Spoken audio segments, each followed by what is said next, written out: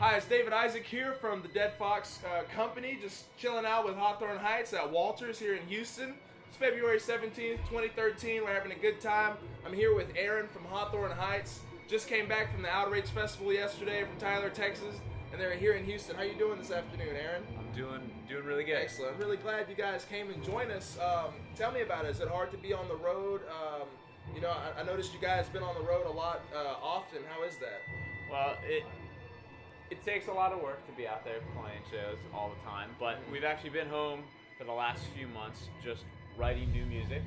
And as soon as we get done with the show tonight, we're going to book it back up to Nashville where we're going to make our new album. Oh, wow. Okay, so y'all are working on a new album again? Yep. Y'all just released a new one recently, right? It was like 8 months ago. So in today's world, that was so this an is y'all's eternity ago. Your last show until Nashville? Yeah. Okay. Yeah. Excellent. I wanted to ask you about the reemergence of Hawthorne Heights. You guys kind of fell away from the scene for a couple years, and you came back. What inspired you guys to make a comeback per se, and how's the comeback working out for you right now? I think we never broke up. We never really went anywhere. We definitely fell off in terms of public perception because we went through a really bitter lawsuit with our former label, and then we lost our guitarist Casey. Yeah. So that put a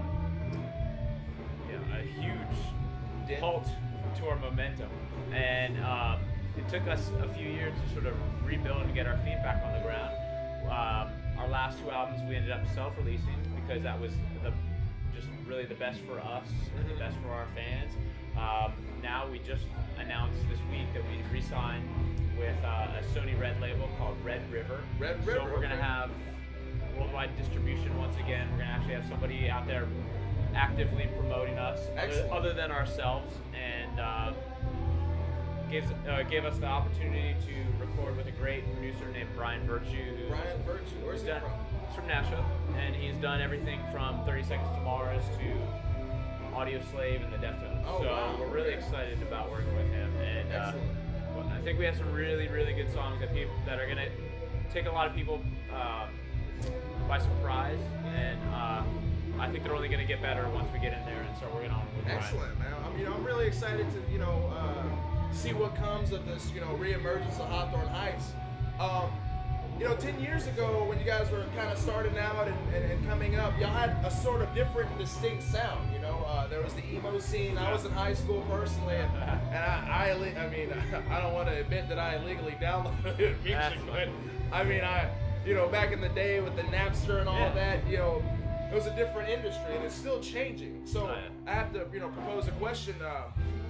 How is the new, this age? Are you pandering out to a different demographic nowadays? Considering the way your sound has evolved into where it is now. I can't really say exactly what our demographic is. I still think you have a lot of the people that grew up listening to us. That's a lot of them have still stuck with us and are still listening to us. One of them. We're still around. We also do have a lot of younger fans that are coming out now that are just discovering us for the first time, which is awesome because hopefully that'll lead to some longevity for us. I guess the future will. To add on top of your already long career, I've seen that. As a promoter promoting this show, I have seen a lot of younger guys being interested. Like, Hawthorne Heights, and it surprises me. Like, how the hell do you know about these guys? This is waiting for your time. Well, I think that's encouraging because I think what's happening is you have a lot of these younger bands that are coming out that were influenced by us. And they're bringing new people into the scene, and new people are checking them out, and they're saying, "Oh, what does that band listen to? What makes them tick? I'm gonna go check out their influences." And that's exactly what we did when we grew up and first started playing music. We'd go see a band, and then find out exactly who their influences were, and just run through the catalog of albums and stuff. So it's encouraging. I'm glad that we're attracting new fans by way of some new bands that are coming out, which is awesome. Yeah, it's come full circle. Yeah, it's coming back around. just being a founding fathers. I remember back in the day, honestly, I don't know if you've heard this before, but some bands that I identify with, like Hawthorne Heights, for instance, I used to, back in the day, I used to listen to My Chemical Romance as well. Have you kept up with them? Do you know how they're doing? Have y'all played any shows with them?